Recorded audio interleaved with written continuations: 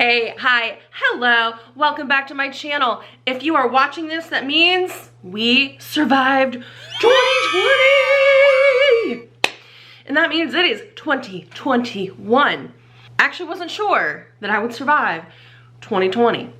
We were going smooth sailing on New Year's Eve, had a doctor's appointment with my cardiologist, and got a really good report, good clean bill of health. So I was like, yes! Leaving 2020 with a good bill of health, because oh friends, it's been a year. It has been a year for everyone. I was going to go exchange Christmas presents with my brother and my sister-in-law in a different town, and I was driving down the interstate, and then my tire pressure light came on, and then it said, oh, low pressure in your back rear tire, and I was like, oh, okay, because I just filled it up 2 days ago. And then I couldn't go like 5 miles, and then it was like really low. Turns out I had a screw in it. So I spent my New Year's Eve at a Walmart in a random town with my brother. Yay. And getting that tire fixed.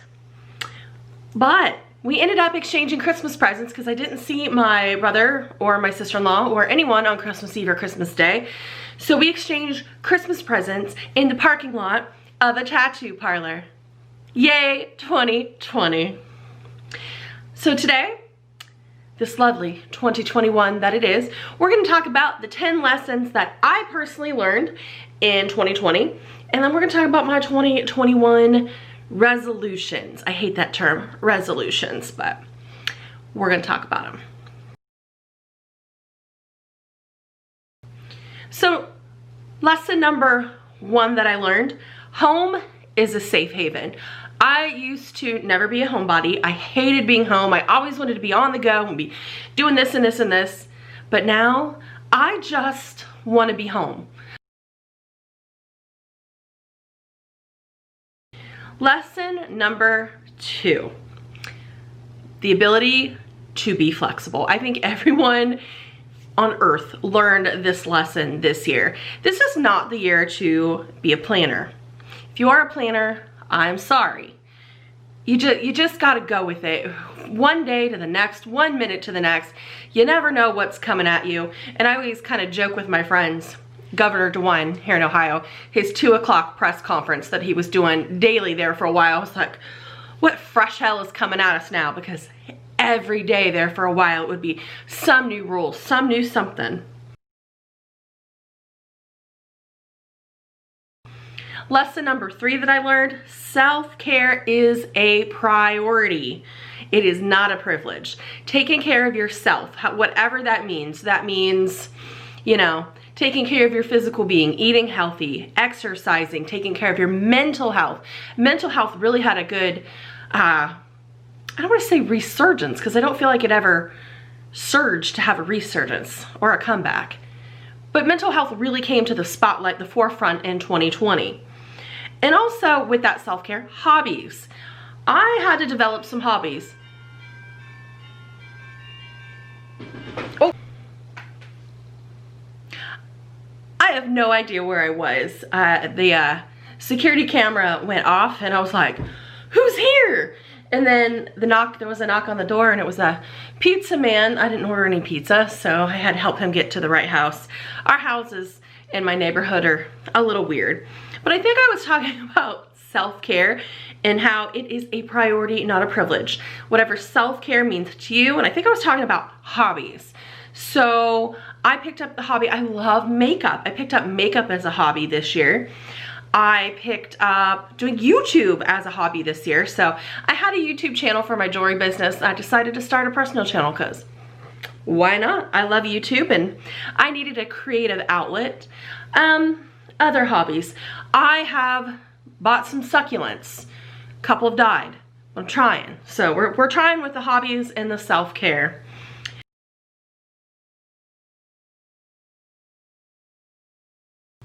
Another lesson I learned is to have something to look forward to. Even if it's as simple as a weekly trip to the grocery store. I looked forward to going to the grocery store every week because I would go to the one that is out of town because me and my celiac disease, I have to eat gluten-free, and my little small town grocery store often doesn't have the gluten-free products that I need. So I would look forward to going over on the weekend, going to the grocery store and getting Starbucks, because there's a Starbucks inside the grocery store.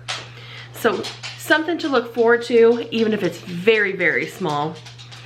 And the thing that I looked forward to every day when we were locked in with the stay-at-home order was just getting out and walking my dog every day. Just leaving my house, I put him in the car, we would go up to the elementary school and we would walk the fitness trail every day. And that was just, it was good for my mental health, good for physical health, good for the dog, who's standing right here.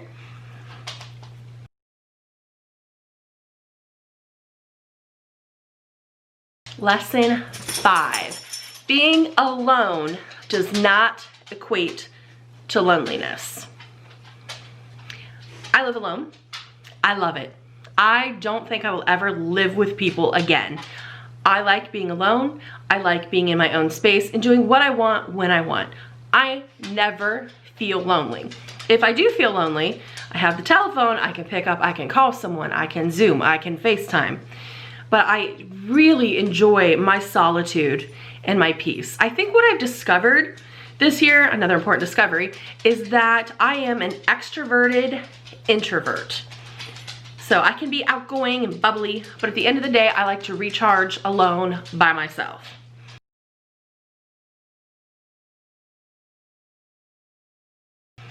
Lesson number 6. This was kind of a really big one. I didn't put these in any sort of order of importance, but a really big lesson that I had to learn was being more empathetic, putting myself in other people's shoes. You know, I grew up in a 2-parent family. My dad worked, my mom was a stay-at-home mom, and we were comfortable. You know, my experience is not like the students' experiences that I teach. And I think like things with the Black Lives Matter movement, I never put myself in those shoes. I didn't have that experience. I didn't understand that perspective. And I think this year especially, I've opened myself up to listening to other people, their stories, their experiences, because those stories, those experiences aren't like mine. My experience has been different. Their experiences are different. I like to learn. You know, you never know. I think 2020, another lesson, you never know what someone's going through. You never know. Just be kind.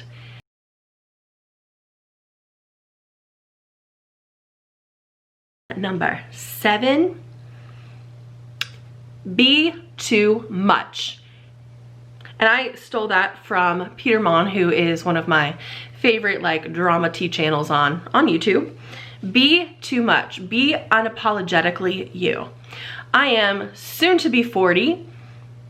I like TikTok. I can do the TikTok dances.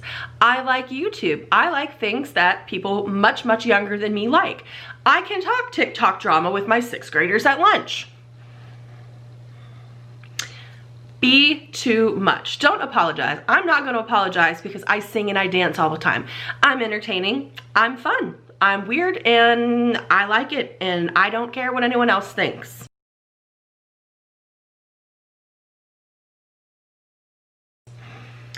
The next lesson, lesson number 8, be financially literate. No one will take care of you except you, okay? You need to have income coming in. I'm not a millionaire. I don't have $1 million in the bank. I save a huge portion of my income. I live below my means. And to be honest, this pandemic did not affect me financially. In fact, it did good things for me financially because I wasn't spending money and I could just save huge amounts of money because I want to buy a house. That's kind of on my goal list. But you need to have income coming in somehow. You need to be financially literate. You need to understand savings. You need to understand, you need to have an emergency fund. Your job could be gone tomorrow. If your job's gone tomorrow, and many, many jobs were, how are you going to pay your bills? Do you have an emergency savings account? And one thing, if you're not, if you don't know where to begin, Dave Ramsey is a really good place, starting with having an emergency fund. Emergency fund for, I think he recommends 6 months worth of expenses in a savings account, but he just in case your job's gone or, you know, things happen, especially in 2020. Also, I mean, even if you could just save $1,000 in a savings account, that way, if your car blows up, you could probably fix it for $1,000. Don't live on credit cards. Live below your means. Lesson 9 that I've learned this year, it is okay to change your beliefs. So you might have believed something sometime, and it is okay as you age and you grow and you mature and you learn new things to change how you thought about it, to change what you've always believed. Just because you've believed something since childhood, or, you know, this is what your parents instilled in you, it doesn't mean it's right. And you can change your mind, you can change your beliefs, you can change your deep core values can change. Lesson number 10 that I've learned this year is to be grateful. Be grateful for everything. It can be taken from you in an absolute second. Be grateful, show gratitude. And that actually brings me in to my 2021 resolutions. Last year, my 2020 resolution was to become fluent in Spanish. Did that happen? No, did not happen. I had signed up to take a class, and then the pandemic happened and all that stuff. My first resolution is to show more gratitude. One of the ways that I'm going to show more gratitude is with a gratitude journal. So this really kind of weird thing happened to me. I had a dream, and in this dream, someone told me that I needed to keep a gratitude journal. And I woke up the next morning, I'm like, gratitude journal? What is a gratitude journal? So I looked it up and I was like, oh, that's kind of cool. And I do think that that voice, that dream, that was from God. So I am a deeply faithful person, and I do believe that God speaks to people sometimes in mysterious ways. And for me, for whatever reason, it was through a dream to keep a gratitude journal. So we have one. This is the Happiness Project. It is a 1-sentence journal. This is for 5 years. You are supposed to write something good that happened every day that you're grateful for 5 years. And it's a way to like change your mindset. And since I do believe that that was from God telling me that I needed to do this, I think he will speak to me through this somehow. Another resolution that I have is to not isolate myself so much. I know that I love living alone and being alone. I go to work all day and then I come home and I don't talk to anyone else because I'm so tired. I love those kids, love them with my whole heart, but they exhaust me. But I realize that months go by, weeks go by, and I haven't really talked to anybody like in my family. I am gonna make it a resolution that once a week, I have to call someone in my family. I need to call my Uncle Mike, I need to talk to Drea, I need to call my godmother Sue, I need to call my Aunt Phyllis. I have a whole bunch of family in Kentucky. Once a week, I need to reach out and actually talk to somebody on the phone. I see Facebook posts and updates, but I know they're like me. I don't post all of my life on social media. And speaking of that, that's my next resolution. Number 3, less time on my phone. I am almost embarrassed to admit every Sunday when the little thing pops up that says, you've spent such and such time on your phone. Since the pandemic hit, it's like 7 hours a day on my phone, guys. It's a lot of time on my phone and on social media. I do run my jewelry business on Facebook. So I spend a lot of time on Facebook, and I'm gonna try to spend less time on Facebook unless I'm doing work stuff. Facebook is a toxic platform. It's up there with Twitter. So I just like TikTok better. I like Instagram better. I like YouTube. To me, they're more positive places than Facebook and Twitter. But that's my goal, is to spend less time on my phone. I don't know by how much. I mean, the 7 hours a day, I have my phone on. I'm listening to podcasts in the shower and podcasts in the car. I've got a YouTube video playing while I'm cooking dinner. So I know it adds up. It's not like I'm just sitting there playing on Twitter for 7 hours a day.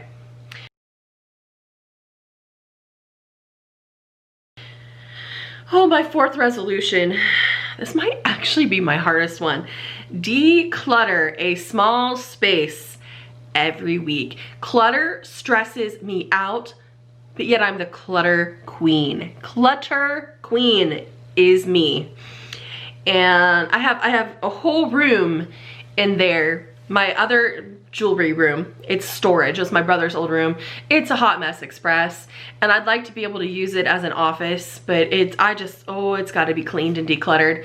And I don't have closets, so I mean, I have this one. This is a coat closet, but my bedroom doesn't have a closet, so my clothes are in the laundry room. I don't have storage.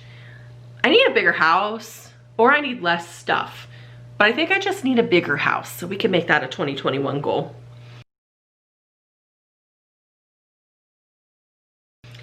All right, my last resolution is to exercise 2 times a week. I was doing so good until school hit, but then school hit and I can't stay awake in the evening. I'm so tired.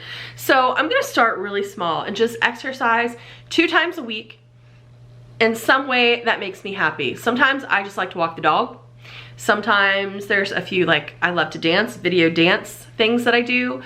Maybe if the world opens back up a little, maybe I can go to a workout class or something. I like doing those kinds of things, and that actually be a way to not isolate myself so much. But that is my goal. I didn't put anything on there like weight loss or getting healthy. I just want to make sure to continue the good heart stuff and eat healthy and exercise. So those are important things.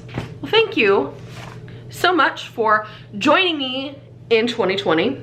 It has been a wild year. I know I haven't had this YouTube channel for very long, but I hope great things are happening in 2021, and I wish you great things to happen in 2021. But we should all party because we made it. Woo! All right, see you on the next one.